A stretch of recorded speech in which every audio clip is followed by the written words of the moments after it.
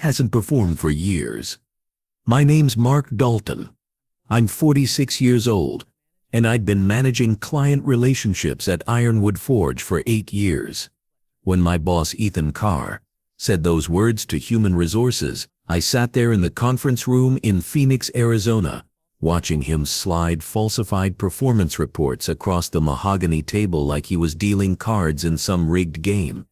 The fluorescent lights hummed overhead while Ethan painted me as dead weight. 8 years of building relationships, securing contracts, keeping clients happy. 8 years of working weekends, taking calls at midnight, making sure Ironwood Forge's manufacturing clients felt like family. Ethan made it sound like I'd been collecting paychecks for showing up late and leaving early. These reports clearly demonstrate a pattern of declining performance, Ethan continued, his voice steady as granite. The human resources director, a woman named Sandra Mills, nodded along like she was watching a nature documentary. Missed deadlines, client complaints, failure to meet revenue targets. Every word was a lie, but I kept my mouth shut. Sandra flipped through the papers, her reading glasses perched on her nose. This is concerning, Mark. The documentation shows consistent underperformance over the past 18 months. I knew what those papers said because I'd seen my real performance reviews. The ones locked in Ethan's office showed a different story. Client retention rates at 96%, revenue targets exceeded by 30% each quarter, personal relationships that had secured exclusive manufacturing contracts worth $12 million annually. I understand, I said quietly. Ethan's eyebrows lifted slightly. He'd probably expected me to fight back, to demand explanations, to threaten lawsuits. Instead, I just sat there, hands folded on the table, watching him dig his own grave. Given the severity of these performance issues, we have no choice but to terminate your employment effective immediately, Sandra announced. She pushed a folder toward me. Your final paycheck, benefits information, and a severance package. I opened the folder. 2 weeks after 8 years of generating more revenue than any other account manager in the company's history. Thank you, I said, standing up. I'll clean out my office. Ethan shook my hand at the door. His palm was damp with sweat and he couldn't quite meet my eyes. Nothing personal, Mark. Just business. Of course, I replied. As I walked toward my office, I pulled out my phone and scrolled through my contacts. 38% of Ironwood Forge's total revenue came from clients who called me directly, who trusted me personally, who'd followed me through 3 different companies over the past 15 years. Ethan had just fired the one person who stood between the company and financial disaster. He didn't know it yet, but the clock was already ticking. I'd started at Ironwood Forge as a junior account manager when the company was struggling to compete with larger manufacturing firms. The founders, 2 brothers named Thomas and Michael Greer, had built their reputation on quality metalwork, but couldn't seem to break into the major contracts that would secure their future. That's where I came in.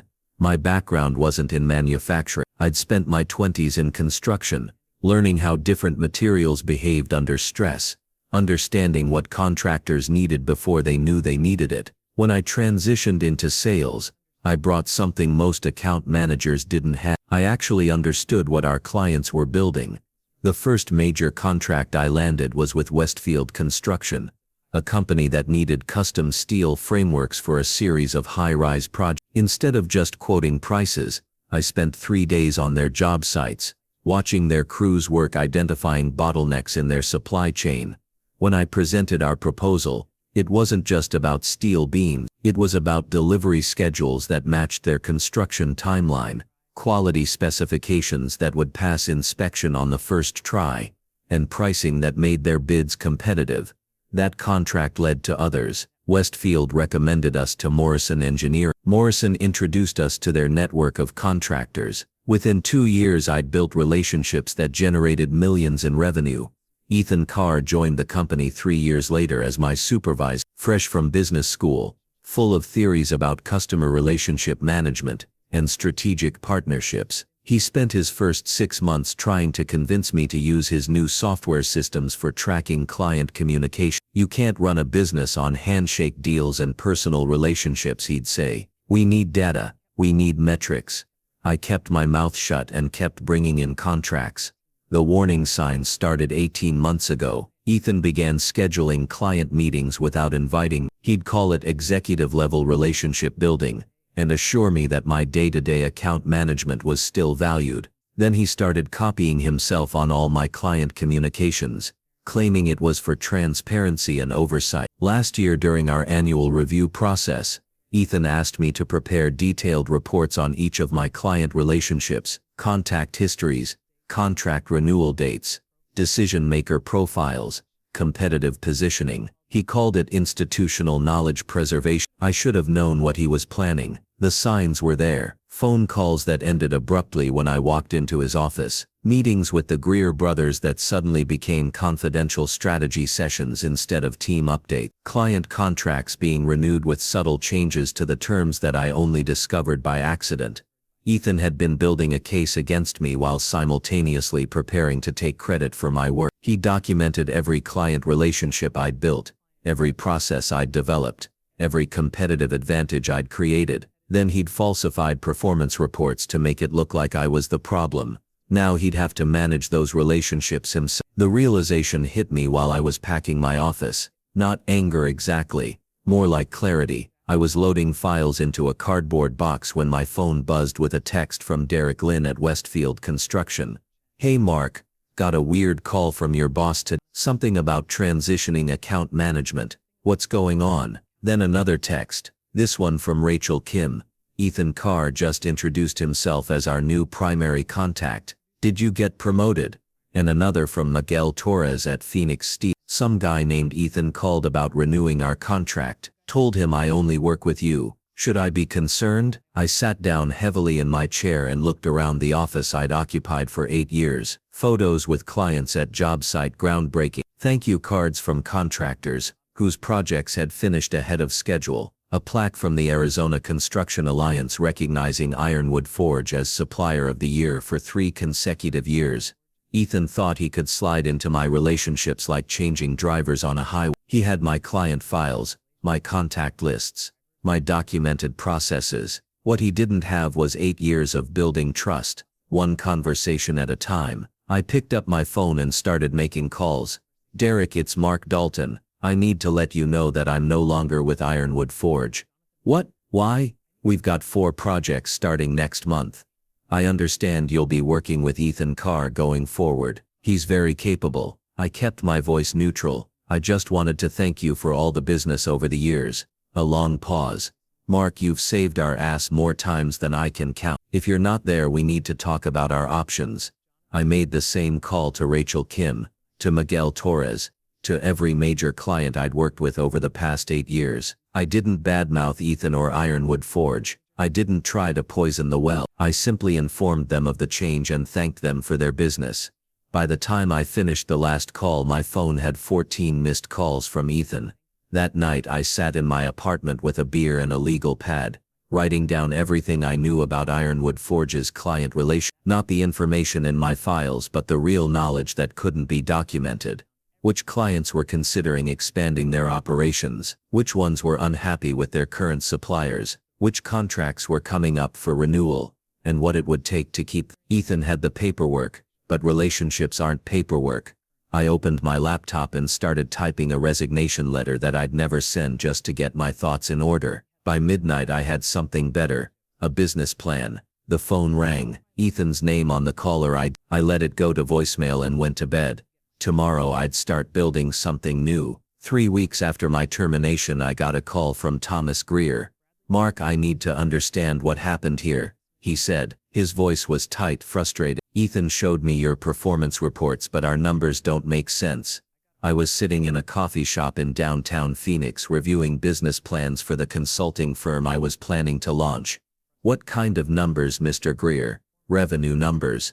Client retention." "Ethan said you'd been underperforming, but we've had 6 contract cancellations since you left. Morrison Engineering terminated their agreement yesterday, said they couldn't work with anyone except you." I sipped my coffee and chose my words carefully. "Ethan has access to all my client files. He should be able to maintain those relationships. That's what he keeps telling me, but the phone calls I'm getting suggest otherwise. Derek Lynn called this morning, said Ethan doesn't understand their project timelines and quoted them prices that make no sense. Thomas Greer wasn't asking me to come back, not yet. He was fishing for information, trying to understand why his company was hemorrhaging clients. I could have told him exactly what was happening. Ethan had my contact list and contract histories, but he'd never actually managed a client relationship. He'd been a supervisor, not a salesman. He could read reports about what clients needed, but he couldn't anticipate problems before they happened, or adjust proposals based on subtle changes in project requirements. I'm sorry to hear about the contract cancellations, I said. Mark, level with me. Did Ethan fabricate those performance reports? There it was, the question I'd been waiting for. Thomas Greer was smart enough to recognize that something didn't add up, but he was also cautious enough to ask for confirmation before making accusations. I think you should review my actual client files, I said, not the performance summaries Ethan prepared, but the original contract documentation. Check the revenue attribution for each account. A long pause. I'll do that, Mr. Dalton. I appreciate the call, but I'm moving forward with my own plans. I've got meetings with potential clients next week. What kind of clients? The kind that needs someone who understands their business. I closed my laptop. Take care of yourself. I hung up and immediately called my lawyer, a sharp woman named Laura Bennett, who specialized in employment law. Laura, I need you to prepare a wrongful termination case, but don't file it yet. What's the timeline? Give me. If Ironwood Forge doesn't implode on its own, we'll help it along. That afternoon Ethan called me directly for the first time since my termination. Mark, we need to talk about the situation with the clients. Some of them are being difficult about the transition. I almost laughed. Difficult, like it was their fault for expecting competent service. What kind of difficulties? Morrison Engineering is threatening to terminate their contract. They're claiming I don't understand their specifications. But I've reviewed all your files. I have the same information you have. Information isn't relationships. Ethan, look, I know we had our differences, but maybe you could help smooth this transition. Talk to Derek Lynn, convince him to give me a chance. I don't work for Ironwood Forge anymore. I could arrange a consulting fee, something unofficial. Now I did laugh. You fired me for non-performance, and now you want to pay me to fix your problems. The company is going through a rough patch. We all need to work together. I am working, just not for you. I hung up and immediately called Derek Lynn. Derek, it's Mark Dalton. I wanted to follow up on our conversation from last week. Mark, thank God, this Ethan guy is driving me crazy. He quoted us 40% higher than our usual rate and wants to change our delivery schedule. What kind of delivery schedule? Monthly shipments instead of weekly. Says it's more efficient for inventory management. I shook my head. Ethan was trying to optimize for Ironwood Forge's convenience instead of understanding that Westfield needed weekly deliveries to maintain their construction timeline. Derek, I'm starting my own consulting firm. I'd like to discuss representing your material procurement needs. You mean finding us a new supplier? I mean finding you the right supplier for each project. Sometimes that might be Ironwood Forge, sometimes it might be someone else. When can we meet? 2 months after my termination, I received a call from Sandra Mills in Human Resource. Mark, I need to ask you some questions about your employment at Ironwood Forge. I was in my new office, a small space I'd rented in downtown Phoenix while building my consulting practice. 3 clients so far, all former Ironwood Forge customers who'd followed me to independent representation. What kind of questions, Sandra? The kind that could result in legal action against the company. Her voice was strained. I've been reviewing your employment file in response to some complaints we've received. Complaints from clients and from the Greer brothers. They're claiming that Ethan Carr provided falsified performance documentation when we terminated your employment. I leaned back in my chair. Finally, I found discrepancies between the performance reports Ethan submitted and the actual client revenue data. Significant discrepancies. What kind of discrepancy? According to our financial records, you were personally responsible for 38% of total company revenue over the past 3 years. Ethan's reports claimed you were underperforming and costing the company money. I'd known my accounts were valuable, but I'd never calculated the exact percentage. Ethan had fired the employee who generated more than 1/3 of the company's revenue. Sandra, I documented all my client relationships and contract details. Those files should still be available. That's part of the problem. Some of those files have been altered. Contract attribution has been changed to show Ethan as the primary account manager. Client communication logs have been edited. I felt something cold settle in my stomach. Ethan hadn't just falsified performance report. He'd been systematically rewriting history to position himself as the architect of my success. When did these changes occur? The digital timestamps show modifications over the past 18 months, always during evening hours or weekends when Ethan would have had private access to the system. 18 months, the same time frame, when Ethan had started inserting himself into my client relationships and asking for detailed documentation of my processes. Sandra, I need you to understand something. Those clients didn't choose Ironwood Forge because of competitive pricing or superior technology. They chose us because of personal relationships built over years of reliable service. Ethan can't replicate that by changing computer files. I'm beginning to understand that. She paused. The company has lost 47% of its revenue since your termination. We're facing potential bankruptcy within 6 months. Worse than I'd expected. What do the Greer brothers want? They want to offer you your job back. With Ethan as my supervisor. Ethan Carr is no longer with the company. I sat up straight. As of when? As of this morning. Terminated for falsifying employment records and fraudulent documentation. I looked out my office window at the Phoenix skyline, thinking about everything that had led to this moment. Ethan's arrogance, his assumption that relationships were just data points to be managed, his willingness to destroy someone else's career to advance his own. Sandra, I appreciate the call, but I'm not interested in returning to Ironwood Forge. The brothers are prepared to offer significant compensation, double your previous salary. I'm building my own business now. Mark, please consider it. The company won't survive without those client relationships. I thought about Thomas and Michael Greer, 2 decent men who'd built something valuable only to watch it nearly destroyed by an employee they'd trusted. They didn't deserve to lose their company because of Ethan's Sandra, I'll consider a consulting arrangement, not employment. Consulting. What would that involve? First we discuss my rate, then we discuss exactly what the company is willing to do to rebuild trust with the clients. Ethan drove away. The call came on a Thursday afternoon in November. Ethan Carr's name on my caller ID. I'd been expecting it for weeks. Ironwood Forge's third quarter earnings had been released, showing a 62% revenue decline compared to the previous year. The industry publications were calling it a case study in management failure. My consulting business was thriving, representing 15 former Ironwood Forge clients and helping them navigate relationships with multiple suppliers. Hello, Ethan. Mark. His voice was tight. We need to talk. About what? About this situation. About what you're doing to the company. I was sitting in my office reviewing a proposal for a new client who wanted help negotiating a major contract with a steel supplier. Through my window I could see construction crews working on a high-rise project managed by Westfield Construction and supplied by Morrison Engineering. Both companies were now clients of my consulting firm. I'm not doing anything to the company, Ethan. I'm running my own business. You're stealing our clients. I'm representing clients who chose to work with me. There's a difference. The Greer brothers are talking about bankruptcy. 40 people are going to lose their jobs because of what you're doing. I felt a flash of anger quickly suppressed. 40 people are going to lose their jobs because you falsified performance reports and fired the person who generated 38% of the company's revenue. That's not what happened. Really? Because I have copies of the falsified documents you submitted to Human Resource. I also have the original client files, showing revenue attribution before you altered them. A long silence. What do you want, Mark?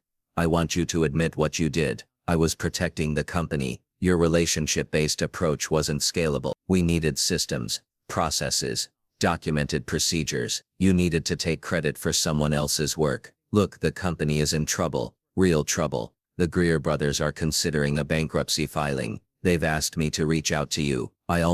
They asked you the person they fired for fraud. I'm working as a consultant now, helping with transition planning. What kind of transition planning? Asset liquidation, client relationship transfer. They want to know if you'd be willing to facilitate client communications during the dissolution process. For what compensation? They're prepared to offer you significant terms, triple your previous salary plus a $200,000 Triple salary plus a $200,000 bonus to help salvage the mess Ethan had created. Ethan, let me explain something. I don't need Ironwood Forge anymore. I have my own business. I represent clients who trust me personally.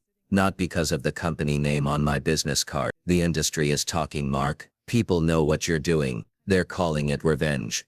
They're calling it business. You're destroying lives. Thomas Greer built that company from nothing. Michael mortgaged his house to keep it running during the recession. They don't deserve this. You're right. They don't deserve what you did to them. I hung up and immediately called Thomas Greer. Mr. Greer, it's Mark Dalton. I understand Ethan Carr called me on your behalf. Mark, we're desperate. The company won't survive another quarter without those client relationships. I'm prepared to help. But not the way Ethan suggested. What do you mean? I mean, I'm prepared to acquire Ironwood Forge's remaining assets and client contracts. Cash purchase, full employment protection for your current staff. You want to buy the company? I want to build something better. The meeting was scheduled for 2:00 p.m. on a Tuesday in Ironwood Forge's conference room. Thomas and Michael Greer, Sandra Mills from Human Resources, their bankruptcy attorney, and Ethan Carr, who'd somehow convinced them he should be part of the negotiations. I walked in carrying a single folder and a cashier's check. Gentlemen, Sandra. I took a seat across from Ethan, who couldn't quite meet my eyes. I understand the company is considering my acquisition offer. Thomas Greer looked exhausted. Dark circles under his eyes, stress lines that hadn't been there 8 months ago. Mark, we appreciate your interest, but the terms you're proposing are unprecedented. Which terms specifically? Full employment protection, assumption of all current contracts, and a purchase price that exceeds our current market valuation. I opened my folder and pulled out a detailed financial analysis. According to these projections, Ironwood Forge will be profitable within 18 months under competent management. The current difficulties are entirely attributable to management failures, not market conditions. Ethan leaned forward. Mark, you can't seriously believe that one person's departure caused all these problems. I looked at him for the first time since entering the room. Ethan, I've spent the past 6 months analyzing exactly what happened here. Would you like me to share my findings? His face went pale. I pulled out a second document. Client retention analysis. Revenue attribution by account manager. Timeline of contract cancellations, correlated with management transitions. I slid the papers across the table. The data tells a very clear story. Michael Greer picked up the papers and started reading. His expression changed as he absorbed the information. This shows that Ethan's falsified reports directly caused the termination of the employee responsible for retaining our most valuable clients. That's correct. Thomas Greer looked at Ethan. You told us Mark was costing the company money. I had to make difficult decisions. Ethan said. The numbers supported my assessment. What numbers? I pulled out another document. The fabricated performance reports you submitted to Human Resources, or the original client files you altered to remove my name from contract documentation. Ethan stood up abruptly. I don't have to listen to this. Actually, you do. I opened the folder wide, because Sandra Mills has already provided these documents to the Arizona Attorney General's office as evidence of employment fraud. The room went silent. 6 months later, I was standing in the renovated conference room of Walker Manufacturing Solutions, the company I'd built from the assets of the former Ironwood Forge. The same room where Ethan Carr had handed me falsified termination papers now hosted weekly strategy meetings with the team of account managers I'd hired to handle our growing client base. Derek Lynn was shaking my hand after finalizing a 3-year exclusive supply contract. Mark, I've got to ask, did you plan all this from the beginning? I smiled and looked around the room. 42 employees, all retained from the original Ironwood Forge, plus 15 new hires to handle expansion. Revenue up 90% from the previous. Client satisfaction scores higher than ever. I planned to build something better. Through the conference room windows I could see construction crews working on projects supplied by our materials, managed by our logistics team, supported by relationships built on trust rather than falsified documentation. Ethan Carr had faced criminal charges for employment fraud and document falsification, receiving a suspended sentence and 5 years of probation after pleading guilty to avoid jail time. His professional certifications had been revoked, his reputation in the manufacturing industry permanently destroyed. His attempt to start his own consulting firm had failed when potential clients discovered his history of fraudulent reporting. The Arizona Attorney General's office had used his case to implement new oversight requirements for employment documentation, ensuring his name would forever be associated with one of the most publicized examples of management fraud in state business history. His personal finances had been devastated by legal fees and civil settlements, while his marriage had ended when his wife learned about the systematic deception that had characterized his professional life. I walked to the window and watched the sunset paint the Phoenix sky in shades of gold and red, understanding that authentic relationships and genuine value always triumph over those who mistake manipulation for leadership.